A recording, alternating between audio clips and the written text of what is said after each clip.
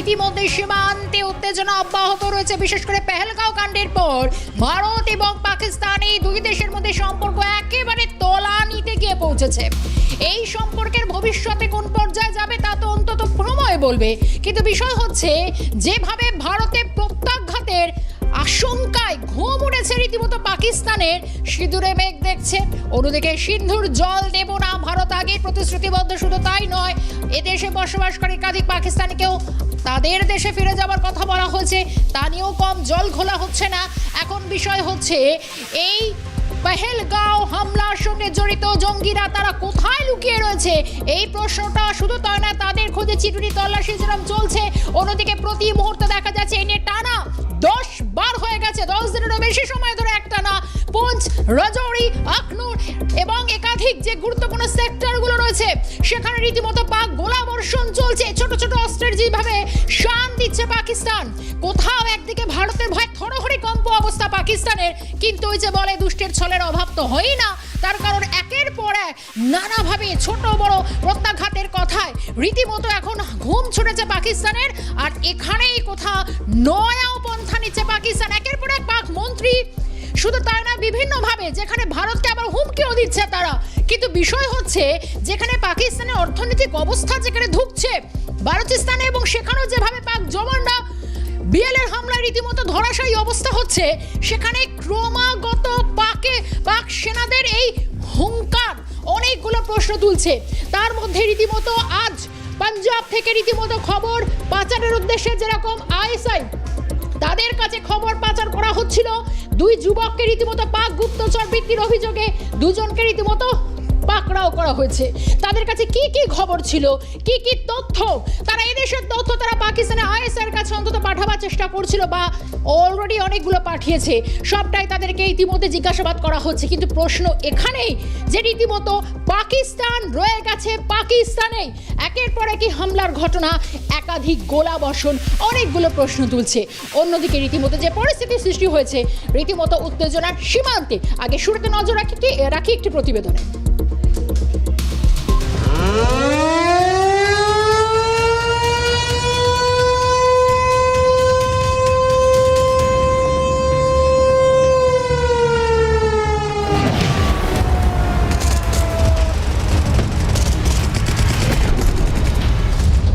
পেহেলগাঁও জঙ্গি হামলার পর অব্যাহত ভারত পাকিস্তান দ্বন্দ্ব, দিন দিন উত্তেজনা বাড়ছে জম্মু কাশ্মীরে। এই আবহেই বিনা উস্কানিতে জম্মু কাশ্মীরের বিভিন্ন অঞ্চলে ছোট অস্ত্রের গুলিবর্ষণ করে চলেছে পাকিস্তান। জবাব থেকে থেমে থাকেনি ভারত, পাকিস্তানের আনা প্রত্যেকটি আঘাতের জবাব দিচ্ছে ভারতীয় সেনাবাহিনীও। সূত্রের খবর, শুক্রবার মধ্যরাতে জম্মু কাশ্মীরের কেন্দ্রশাসিত অঞ্চলের কুপওয়ারা, উরি ও আখনুর এলাকায় নিয়ন্ত্রণ রেখা জুড়ে বিনা উস্কানিতে ছোট অস্ত্রের গুলিবর্ষণ করে পাকিস্তানি সেনাবাহিনী। তাৎক্ষণিকভাবে পাক সেনাকে জবাব দিয়েছে ভারতীয় সেনাবাহিনী। এর আগেও বৃহস্পতিবার মধ্যরাতে নিয়ন্ত্রণ রেখা জুড়ে কুপওয়ারা, বারামুল্লা এবং পুঞ্চ জেলার বিপরীত এলাকায়, পাশাপাশি জম্মু কাশ্মীরের নওশেরা এবং আখনুর সেক্টরে ছোট অস্ত্রের গুলিবর্ষণে লিপ্ত হয়েছিল পাক সেনা। কার্যকরভাবে প্রতিশোধ নিয়েছিল ভারতের সেনাবাহিনী। যদিও নিয়ন্ত্রণ রেখা জুড়ে বিনা উস্কানিতে ছোট অস্ত্রের গুলিবর্ষণে টানা 9ম দিন ধরে লিপ্ত পাক বাহিনী। শুরুটা হয়েছিল 25শে এপ্রিল রাতে, তারপর থেকে শুক্র মধ্যরাত অবধি টানা 9 দিন জম্মু কাশ্মীরের বিভিন্ন অঞ্চলে গুলিবর্ষণ করে পাক সেনাবাহিনী। যদিও সূত্র মারফত জানা যাচ্ছে, নিয়ন্ত্রণ রেখা ও আন্তর্জাতিক সীমান্তে পাক সেনাবাহিনীর বিনা উস্কানিতে যুদ্ধবিরতি লঙ্ঘনের বিরুদ্ধে পাকিস্তানকে সতর্ক করেছে ভারতীয় সেনাবাহিনী। ইন্দ্রাণী দাশগুপ্তের রিপোর্ট, ক্যালকাটা নিউজ।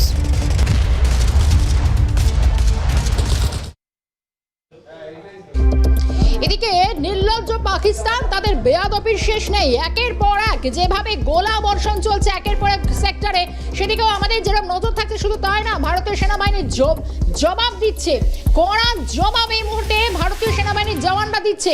কারণ পাকিস্তান রীতিমতো তাদের পথ থেকে কখনোই সরে আসেনি। একদিকে ক্রমাগত যেভাবে হুমকির মুখে হুমকি দিচ্ছে এখনো পর্যন্ত ভারতকে, সেখানেও অনেকগুলো বিষয় তারা একাধিক সেক্টর, যেরকম বলছিলাম আখনুর সেক্টর, পুঞ্চ, রাজৌরি, একাধিক এই সেক্টরগুলোতে কোথাও নিজেদের কবজা নিজেদের এখনো ক্ষমতা প্রদর্শনের যে আস্ফালন অন্তত পাকিস্তান করছে, সেখান থেকে দাঁড়িয়ে অন্তত কোনো রকম ভাবে রেয়াত করা হবে না। ইতিমধ্যেই এক পাক রেঞ্জারও আটক হয়েছে বলে জানা যাচ্ছে। বিএসএফ এর হাতে কিন্তু দেখুন আস্পর্ধা, এবং ভারতীয় সীমানায় অনুপ্রবেশের চেষ্টার পরও দেখা গিয়েছে এই পাকিস্তানি রেঞ্জার রীতিমতো ভারতীয় সেনাদের উদ্দেশ্যে একাধিক অকথ্য ভাষায় নানান কথা বলছে বলে যারা অভিযোগ পাওয়া গিয়েছে, তাদেরকে গালিগালাজ করে বলে অভিযোগ সামনে এসছে। রীতিমতো একাধিক সেক্টরে যেভাবে একটার পর একটা হামলা চালাচ্ছে পাক সেনাবাহিনীর জওয়ানরা, অন্যদিকে অনুপ্রবেশ শুধু তাই নয়, অর্থাৎ করতে চাইছে কি পাকিস্তান, এটা একটা বড় প্রশ্ন। একের পর এক সেক্টর আপনাদের দেখাচ্ছি, কারণ একদিকে প্রত্যাঘাতের ভয়ে তাদের যে অবস্থা ইতিমধ্যে হয়েছে, শুধুমাত্র জলটা বন্ধ করে দেওয়া হয়েছে। যে স্ট্র্যাটেজিক্যালি আটাক এই মুহূর্তে ভারতের তরফ থেকে করা হয়েছে, আপাতত তার একটা প্রাথমিক ধাপ, এবং কূটনৈতিক স্তরে এই ধাপে কার্যত কুপকাত হয়েছে অলরেডি পাকিস্তান। সেক্ষেত্রে বড় কোনো সামরিক হানা বা অভিযান যদি চালানো হয়, সেক্ষেত্রে পাকিস্তানের কি অবস্থা হতে পারে তা তারা নিজেরা খুব ভালো করে জানে। কিন্তু প্রশ্ন হচ্ছে, তারপরেও দু কদম পিছিয়ে না গিয়ে বরং আরো 4 কদম এগিয়ে ভারতীয় ভূখণ্ডে ঢুকে রীতিমতো একটার পর একটা সেক্টরে উত্তেজনার পরিস্থিতি তৈরি করতে চাইছে, উত্তেজনার পরিস্থিতি তৈরি করছে পাকিস্তান। রীতিমতো একদিকে অনুপ্রবেশ, একের পর এক জঙ্গি হামলার মতো ঘটনা, পেহেলগাঁও হামলার ঘটনায় যেভাবে অন্তত 26 জন নিরীহ মানুষের প্রাণ কেড়ে নিয়েছে এই জঙ্গিরা কোথায় গেল নিয়ে যেমন অনেক প্রশ্ন উঠছে। তারা আদৌ কোথাও শ্রীলঙ্কা আশ্রয় নিয়েছে কিনা, তারা কোন জঙ্গলে গেল, তারা যদি এলাকায় থাকে তাহলে তাদের মদত দিচ্ছে কারা, কারণ যেভাবে তারা লুকিয়ে রয়েছে তাহলে কি কোনো স্থানীয় জায়গায় স্থানীয় কোনো মানুষের মদত রয়েছে, কারণ তাদের থাকা খাওয়া, তাদের যে আশ্রয় জায়গা, সেই জায়গাগুলো তাদের পিছনে কাদের হাত রয়েছে, এই ব্যাপারগুলো কিন্তু ভারতীয় সেনাবাহিনীর জওয়ানরা রীতিমতো এখন মাথায় রাখছে। অনেকগুলো বিষয় সামনে আসে, আপনাদের জানাচ্ছিলাম যে কুপওয়ারা, বারামুলা, পুঞ্চ, রাজৌরি, আখনুর, এই যে গুরুত্বপূর্ণ সেক্টরগুলো রয়েছে, কারণ এই মুহূর্তে দুই দেশের সম্পর্ক যে তলানিতে গিয়ে পৌঁছেছে, সেখানে কোনোভাবেই কোনো জায়গা, উপত্যকার একটা জায়গা অন্তত কোনোভাবেই হালকাভাবে নিচ্ছে না ভারতীয় সেনার জওয়ানরা। আপনাদের জানাবো, যেখানে এই সেক্টরগুলোতে গোলাবর্ষণ করা হচ্ছে, ছোট আগ্নেয়াস্ত্র থেকে শুরু করে গুলি পাক সেনার, এবং ভারতীয় সেনা জওয়ানরা তারও অতন্ত্র প্রহরায় রয়েছে। ইতিমধ্যেই 4 ধাম যাত্রা শুরু হয়েছে। 4 ধাম যাত্রা, যেখানে আজ বদ্রীনাথের দরজা খুলে দেওয়া হয়েছে, 2 তারিখে কেদারনাথের মন্দিরে দরজা খুলে দেওয়া হয়েছে, এবং এই 4 ধাম যাত্রাকে কেন্দ্র করে যাতে কোনো রকম অপ্রীতিকর পরিস্থিতি তৈরি না হয়, নতুন করে কোনো আর হামলার ঘটনা পাকিস্তানের তরফ থেকে বা কেউ কোনো জঙ্গি গোষ্ঠী সংগঠিত না করতে পারে, এটা একটা চ্যালেঞ্জ জম্মু কাশ্মীর পুলিশ প্রশাসনের কাছে। তাই বিশেষ করে সেদিকেও নজর রাখা হচ্ছে, অর্থাৎ সব মিলিয়ে উপত্যকায় একেবারে চিরুনি তল্লাশি করা হচ্ছে। অলরেডি স্বরাষ্ট্রমন্ত্রী অমিত শাহ বেছে রীতিমতো জবাব দেওয়া হবে, যেরকম পরিষ্কার করেছিলেন অমিত শাহ। এরপর থেকে আরো প্রশ্নটা জোরালো হচ্ছিল যে তাহলে কি প্রত্যাঘাতের পরিকল্পনা, প্রত্যাঘাতের বাস্তবায়ন একেবারে সেটা সম্পূর্ণ আসন্ন। অন্যদিকে আপনাদের জানাবো, পাকিস্তানি রাষ্ট্রদূত তিনি ঠিক এই মুহূর্তে কি বলেছেন, তার একটি বক্তব্য আমরা পেয়েছি, একবার শুনি। ইতিমধ্যে সেই টুইট দেখানোর চেষ্টা করব, যে টুইট এই মুহূর্তে পাকিস্তানের তরফ থেকে বারবার করা হচ্ছে। কখনো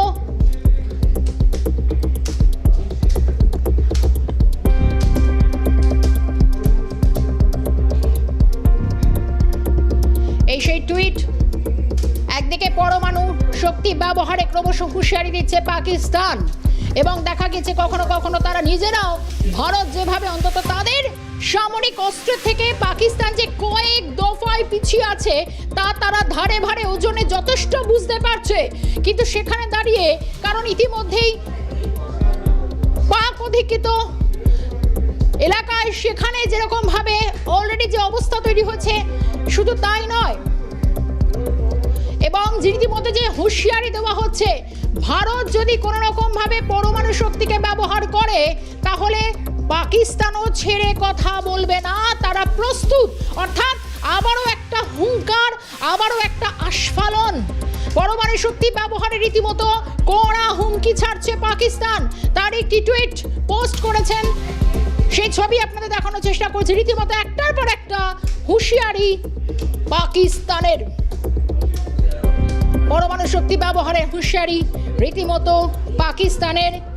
একদিকে পেহেলগাঁও আবহে একের পর এক ঘটনা, শুধু তাই না, অনুপ্রবেশ করতে গিয়ে বিএসএফ এর হাতে ধরা পড়েছে পাকিস্তানি রেঞ্জার এবং তাকে আটক করে পর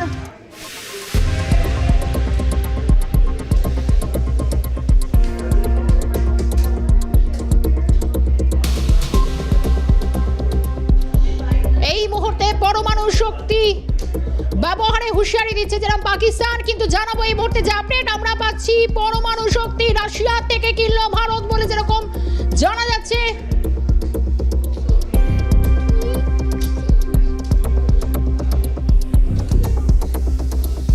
ভারতীয় সেনার হাতে অত্যাধুনিক সমরাস্ত্র, ভারতের হাতে এলো এবার রাশিয়ার ইগলা-এস।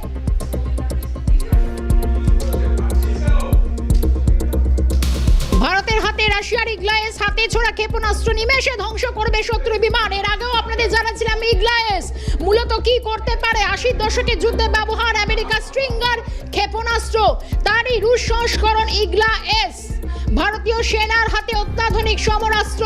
এর আগেও জানাচ্ছিলাম একদিকে একের পর এক যেরকম হুঙ্কার ছাড়ছে পাকিস্তান, অন্যদিকে ভারত ক্রমশ তাদের শক্তি প্রদর্শন করতে এই মুহূর্তে যথেষ্ট তার ব্যবস্থাও ইতিমধ্যে নিচ্ছে। আপনাদের আরো একবার বলবো, আরো এক ধাপ এগিয়ে গেল ভারত এবং ক্রমশই একটা যে একেবারে হামলার কথা সামনে আসছে, কথা ইগলা-এস, এই যে বিমান বিধ্বংসী ক্ষেপণাস্ত্র জোরালো আঘাত হানতে রীতিমতো তারা সক্ষম। এবং এখানেও যেন আরো একবার ঘুম ছুটলো পাকিস্তানি ইগলা-এস। এই ইগলা-এস কি করতে পারে? হাতে ছোড়া ক্ষেপণাস্ত্র, মূলত এটি শত্রুদের টার্গেট করতে পারে, শত্রুদের যে বিমান সেটা নিমেষে উড়িয়ে দিতে পারে, যার দৈর্ঘ্য 5.16 ফুট। এবং এই ক্ষেপণাস্ত্রের মাথায় শুধু তাই নয়, শত্রুপক্ষে যে যুদ্ধ বিমান, ড্রোন এবং চপার গুলি নামাতে পারবে। ভারতীয় সেনার হাতে এলো রাশিয়ার ইগলা-এস, খুব গুরুত্বপূর্ণ। একের পর এক সামরিক শক্তিতে ক্রমশ রীতিমতো তার ওজন বৃদ্ধি করছে ভারত, আর এতে এই কার্যত ঘুম ছুটেছে পাকিস্তানের নতুন ইগলা-এস। ভারত নিল রাশিয়ার থেকে, অর্থাৎ মিত্র শক্তি দেশ হিসেবে রাশিয়া থেকে শুরু করে আমেরিকা প্রত্যেকেই যেরকম ভারতের পাশেও দাঁড়াচ্ছে। শুধু তাই নয়, আন্তর্জাতিক মঞ্চে যেখানে একের পর এক নানা ঘটনায় রীতিমতো ঘুম ছুটেছে পাকিস্তানের এবং কণ্ঠাসা হতে হচ্ছে পাকিস্তানকে। এই মুহূর্তে আমাদের সঙ্গে রয়েছেন, আমরা একটু আলোচনায় যাব, আমাদের সঙ্গে রয়েছেন অবসরপ্রাপ্ত সেনাকর্তা কর্নেল দীপ্তাংশু চৌধুরী। কর্নেল চৌধুরী, স্বাগত জানাবো আজকে আলোচনায়। ক্রমশ আজকে অনেকগুলো ঘটনা প্রবাহ যদি দেখি তাহলে বলবো, একদিকে আমরা দেখতে পাচ্ছি যে এক পাক রেঞ্জার্স রীতিমতো ভারতীয় জওয়ানদের হাতে আটক হয়েছে, অকথ্য ভাষায় কথাবার্তা গালিগালাজ করা, শুধু তাই নয় একের পর এক গোলা বর্ষণ বিভিন্ন সেক্টরে আজও পাকিস্তান ধারাগতি তারা বহন রেখেছে। সঙ্গে এই মুহূর্তে ইগলা-এস, ভারত আরো সামরিকে অনেক বেশি উন্নত হচ্ছে। কি করতে পারে ইগলা-এস, কতটা শক্তি বৃদ্ধি হচ্ছে? দেখুন, ইগলা-এস যেটা আপনারা দেখালেন, এটা man pack portable air defence system, মানে এটা শোল্ডার, মানে কাঁধ থেকে এটাকে ফায়ার করা হয়। বিভিন্ন রকম মিসাইল ফায়ার হয়, এয়ার টু এয়ার হয়, যেটা প্লেন থেকে করা যায়, ওটাকে এয়ার টু এয়ার বলে। একটা ম্যান প্যাক যেটা আপনি দেখালেন, এই ইগলা-এস, এটা আমরা ইউজ করেছি জম্মু অ্যান্ড কাশ্মীরে। এটা পাহাড়ি এলাকায় ম্যান প্যাক, এটা শোল্ডার এয়ার ডিফেন্স সিস্টেম। এটার নাম হচ্ছে অ্যাকচুয়ালি VSHORDS, ভিসরড, যেকে বলে very short range air defence system. কারণ এটার রেঞ্জ হচ্ছে 3 থেকে 20 কিলোমিটার এবং সবচেয়ে এফেক্টিভ রেঞ্জ হচ্ছে অ্যাবাউট 5 কিলোমিটার। আর এইটা যখনই কোনো লো এয়ারক্রাফট একটা লো ফ্লাই করছে, অথবা কোনো ড্রোন যেটা লাইন অফ কন্ট্রোল ক্রস করে ভারতীয় সামরিক বাহিনীর কোনো পোস্টের ওপর, অথবা যেখানে একত্রিতভাবে অনেক সোলজার আছে, অথবা কোনো অ্যাসেট আছে, ধরে নিন যে আমাদের অ্যামিনেশন ডাম্প আছে, অ্যামিনেশন ডিপো, অথবা পেট্রোলিয়াম ডাম্প আছে, ফুয়েল ডাম্প, এগুলো উড়িয়ে দেওয়ার জন্য লাইন অফ কন্ট্রোল আশেপাশে যেগুলো থাকে, সেটা ড্রোনের মাধ্যমে এগুলো ধরুন ইউজ করবে, এগুলো উড়িয়ে দেওয়ার জন্য ড্রোনের সাথে ওরা মিসাইল পাঠাবে। সেই সময় এই ইগলা-এস এটা ঠিক 15 সেকেন্ডের মতন অ্যাক্টিভ করা যায়, উইদিন 15 সেকেন্ড। আর এটা অ্যান্টি এয়ার ডিফেন্স সিস্টেম, মানে এটা শোল্ডার ম্যান প্যাক, মানে এটা নিজের কাঁধের ওপর থেকে ফায়ার করা যায় 3 থেকে 20 কিলোমিটারের মধ্যে। Most effective is 5 kilometre. তো ইতিমধ্যে আমাদের ইগলা মিসাইল ছিল, এটা very short range air defence system. অনেকগুলো এয়ার ডিফেন্স সিস্টেম আছে, একটা এয়ার টু এয়ার, একটা ব্রিজ শট আছে, একটা missile air integrated air defence আছে, একটা navy from surface to air ট্যাম মিসাইল আছে। তো different forms of missile system আছে। তো ইগলা এস ভারতীয় সরকার, এটা এখন রাশিয়ার একটা আর্মামেন্ট, তো কিনেছে 260 কোটি টাকার সাইন অলরেডি হয়ে গেছে, এবং এটা উইদিন নেক্সট 2-3 ডেজ আমাদের কাছে আসবে। এর মধ্যে থেকে আমরা 90টা মিসাইল এবং 48টা লঞ্চার, মানে লঞ্চার হচ্ছে যেটা কাঁধে রেখে, যেটাকে আপনি দেখালেন, এই যে আপনি আপনার স্ক্রিনে যেটা দেখছেন, দর্শকরা বুঝতে পারবেন, এটা হচ্ছে লঞ্চার, এর মধ্যে মিসাইলটা থাকে। তো এটা 3 থেকে আমি বললাম 20 kilometre, and it is very effective, and মানে এটা একবারে লক অন করে, it is a very short range. আর একদম যে ধরুন ড্রোন অথবা aircraft lying at a very low level, এটাকে সঙ্গে সঙ্গে এটাকে কিন্তু একদম শেষ করে দেবে। এন্ড ইট ইজ ইগলা আমরা ইউজ করেছি, ইগলা এস ইজ ইভেন অ্যাডভান্স। তো ভারতীয় সরকার এটা চুক্তি হলো, এবং আমাদের কাছে এই 90টা অ্যামিনেশন মিসাইল এবং 48টা লঞ্চার উইদিন এই কামিং উইক, যেখানে ভারত এবং পাকিস্তান দুজনেই লাইন অফ কন্ট্রোলের আশেপাশে আইবল টু আইবল কন্ট্যাক্ট, নিশ্চিতভাবে this is a great advantage for Indian army with this missile, with this system of missile. বেশ, একেবারে দীপ্তাংশু বাবু একটু সঙ্গে থেকে অনুরোধ করছি, অর্থাৎ একেবারে হাতে ছোড়াই ক্ষেপণাস্ত্র রীতিমতো বিরুদ্ধ পক্ষকে জবাব দিতে। ফিল্ম বিরতির পর ভারতীয় সেনার হাতে এখন নতুন ইগলা এস। ইতিমধ্যে আমরা আলোচনায় ছিলাম, দীপ্তাংশু বাবু রয়েছেন আমার সঙ্গে, আরো একবার দীপ্তাংশু বাবুর কাছে যাওয়ার চেষ্টা করবো। দীপ্তাংশু বাবু, খুব স্বাভাবিকভাবে এতদিন পর্যন্ত ভারতের কাছে ইগলা 1 যা ছিল, তার যা সামরিক ওজন ছিল, সেটা প্রায় অনেকটাই পুরনো বলে বলা হচ্ছে। নতুন এই ইগলা এস যা রাশিয়ার থেকে কেনা হয়েছে, সেটা আরো ধারে ধারে ওজনে কতটা সমৃদ্ধ করছে ভারতীয় প্রতিরক্ষা মন্ত্রককে? দেখুন, আমাদের we have a different range of missile. আমি যেমন বললাম, এয়ার ডিফেন্স মিসাইল সিস্টেম আছে, আমাদের integrated air and missile system আছে, একটা আমাদের surface to air missile system আছে, আর একটা যে ভি শর্ট বললাম, very short range air defence system. তো এই Igla S missile is part of the V shorts, মানে very short range missile system, যেটা 3 কিলোমিটার থেকে 20 কিলোমিটার আমি বললাম। তারপর আমাদের ব্রহ্মোস, আমাদের তো মানে আমাদের মিসাইলের ভান্ডার আছে। আমরা যদি পাকিস্তানের লাইন অফ কন্ট্রোল না ক্রস করি এবং ইন্টারন্যাশনাল বর্ডার না ক্রস করে পাকিস্তানকে মোটামুটি ভাবে আমরা, আর পাকিস্তান যদি ভাবেন এবং দর্শকরা ভাবে, তা পাকিস্তানও তো করতে পারে, হ্যাঁ পাকিস্তানও করতে পারে, কিন্তু আমাদের যে এয়ার ডিফেন্স সিস্টেম আছে, আমাদের যে ডোম সিস্টেম আছে, সেইখানে যখন ওরা যদি মিসাইল কোনো ভাবে ধরুন ছড়ে, ওদের একটা PL-15 আছে চাইনিজ মিসাইল, সেটা আমরা সেই ক্ষেপণাস্ত্র ইন এয়ার, যখন এটা ইন ফ্লাইট থাকবে তখন এটাকে আমরা ধ্বংস করে দিতে পারি। যেটা আমরা দেখেছি ইসরায়েলে, দেখেছি যেটা ডিউরিং ইরাক পরে তখন মার্কিন যুক্তরাষ্ট্রকে দেখেছি। সেইভাবে আমাদের কাছে complete air dome system is there, যেখানে আয়রন ডোম বলে এটাকে, এখানে কোনো শত্রুপক্ষের মিসাইল ঢুকতে পারবে না। বাট আমাদের কাছে দেখুন ব্রহ্মোস আছে, air to air meteor missiles are there, যেটা ধরুন রাফায়েল, র্যাডস আছে, তো we have got a plethora, Akash আছে, মানে আমাদের কোনো স্পেস নেই, নাগ আছে। So we have entire range of missile, short range আছে, মিডিয়াম রেঞ্জ আছে, লং রেঞ্জ আছে, অ্যান্ড এটা পিন পয়েন্ট এবং টার্গেট অ্যাটাক দুভাবেই আমরা করতে পারি। লেজার গাইডেড আছে, তো ইট ডিপেন্ডস আমরা কোন টার্গেটকে আমরা ওড়াতে চাইছি। এইটার ক্ষেত্রে ইগলা এস ক্ষেত্রে লো ফ্লাইং এয়ারক্রাফট, যদি কোনো নিচে এয়ারক্রাফট আমাদের বোম ফেলতে আসে অথবা আমাদের কিছু ডিস্ট্রয় করতে আসে, এটার বিরুদ্ধে আমরা ইউজ করতে পারবো। আমরা ধরুন কোনো ড্রোন ইউজ করছে আমাদের বিরুদ্ধে across the line of control, সেটাকে আমরা কল করতে পারবো।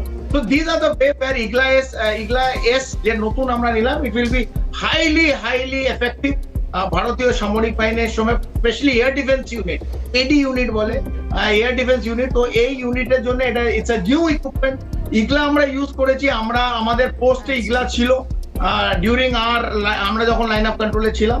তো Igla S is one step ahead, তো আমাদের অ্যাডভান্টেজ। আর একটা হচ্ছে আপনি যেটা দেখালেন, এই Jamali Pakistani ambassador two Russia, যেসব কথাবার্তা রাশিয়া বসে বলছে, ভারত এতে ভয় পায় না। ভারত মানে আমাদের যারা দেখছেন সিএনএর মাধ্যম দিয়ে, এটা এই জিগির অনেকবার তুলেছে, নিউক্লিয়ার ভয়ের জিগির অনেকবার তুলেছে। ভারত এদের ভয় পায় না, কারণ হ্যাঁ আমি ইরেসপন্সিবল একটা রোগ স্টেট পাকিস্তান। আমি ভাবছি এখন আমাদের ভয় দেখাতে যেমন পাড়ার মস্তানরা ভয় দেখায় গলির মোড়ে, আমি কে জানিস তো এবং আমার হাতে কি কি আছে, সেটাই বড় in the macro world, in the geopolitically এইটাই ওদের অ্যাম্বাসাডার রাশিয়াকে একটা প্রেসকে বলছে, এটা আমরা এক্স হ্যান্ডেলেও দেখেছি, বলতে পারে। আর রোগ স্টেট একটা কোনো লাইন অফ কন্ট্রোল অথবা আইবির পাশে কোনো একটা শহরে মারতেও পারে, আমাদের কিছু লস হবে, we will bear the loss, দুঃখ হবে। বাট এই বিশ্বের মানচিত্রে কি পাকিস্তান তাহলে থাকবে? একটা ওরা হয়তো যদি করলে, because India believes in no first, আমরা প্রথমে ইউজ করবো না, কিন্তু ওরা যদি ইউজ করে, পাকিস্তান যদি কোনো সময় ভুলবশত ভাবে ইউজ করে, তাহলে বিশ্বের মানচিত্রে পাকিস্তান বলে কিছু থাকবে। এইটাকে সবাইকে ভেবেই এই রেসপন্সিবলের সাথে কথাগুলো বলতে হবে। আপনি দেখুন ইন্ডিয়া থেকে আজ পর্যন্ত কেউ কিন্তু বলেনি আমাদের এত নিউক্লিয়ার আছে, আমরা নিউক্লিয়ার অ্যাটাক যাবো। পাকিস্তান আমাদের ভূমিতে, ভারতের ভূমিতে 26টা পর্যটককে কোল্ড ব্লাডেড মার্ডার, ঠান্ডা মাথায় মার্ডার করেছে। তার প্রতিশোধে প্রত্যাঘাতে যা হচ্ছে এটা আলাদা। আমরা কিন্তু কোনো সময় বলছি না যে নিউক্লিয়ার আমরা তা করবো, সাধারণ নাগরিক পাকিস্তানের মেরে দেবো না। আমরা পাকিস্তানের মুরিদকে, ভাওয়ালপুর যেখান থেকে টেররিস্টের জন্ম এবং তাদের মদতদাতা যারা পয়সা দেয়, এ হচ্ছে আইএসআই এন্ড আসিফ মুনি, পাকিস্তান আর্মি, তাদের শেষ করব। সাধারণ নাগরিকের কথা কিন্তু ভারত এখানে বলতে হয় সত্যি স্বাভাবিকভাবে যে একের পর এক আস্পর্ধা দেখাচ্ছে পাকিস্তান, আর যখন একের পর এক পরমাণু শক্তির হুঁশিয়ারি দিচ্ছে পাকিস্তান, তখন ভারতের হাতে রাশিয়ার থেকে নেওয়া ইগলায়েস রীতিমতো যার শক্তি, শুধু তাই না, ইগলায়েসের মাথায় 1.17 কেজি মতো বিস্ফোরক রাখা যেতে পারে, 8 কিলোমিটার দূরে লক্ষ্যবস্তুকে টার্গেট করতে পারে, ড্রোন থেকে শুরু করে বিভিন্ন সামরিক অস্ত্র যাকে নামানো যেতে পারে, এতটাই শক্তিশালী সক্ষম রীতিমতো ইগলায়েস।